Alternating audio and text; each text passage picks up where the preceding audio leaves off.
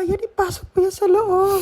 Ma'am. Ano? Ipatong ko na to ha. Sige, sige. Papaka-secure natin, ma'am. Tapos anong gagawin mo? So, lagyan natin ng masinjana, ma'am, para hindi masyadong makita yung sponge sa loob. Ay, oo, baka makita yung sikreto. Bali, i-design ko na lang tong masinjana, ma'am, ha? Gusto ka ba yan? Gawin mo ang lahat para mapasaya ako. O gusto mo ng gantong kulay ng bulaklak, ma'am? I love it. Amang OA naman. Kabayan, anong kulay yan? Fushi, ma'am, fushi. Ay, favorite ng inay ko ito.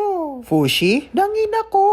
Okay pala, ma'am. Perfect pala ito, ma'am. Kaya nga nagtatampo kasi sa akin. Bakit, ma'am, nagtatampo? Nagpapabili ng LV. O, tapos, ma'am? Binigyan ko naman ng LV. LV means Louis Vuitton? Hindi Eh, ano, ma'am? Lumang bag. Ayun lang. Ay, kabayan, tapos na pala. O, ma'am, babasahin ko lang yung bulaklak mo. Ang galing mo talaga magpabasa ng bulaklak. Alam, ma'am, syempre, ma'am, 10 years ko nang ginagawa to, Ay, naku, kaya pala expert na expert ka dyan. Salamat, ma'am. So, tapos na pala ito, ma'am. Kuya, oh. Ma'am, para saan to, ma'am? Tip ko yan sa'yo. Ay, ma'am, thank you sa 1 real, ha? Ay, naku, kabayan, wala yun. Oh, ma'am, ang dami kong mabibili dito.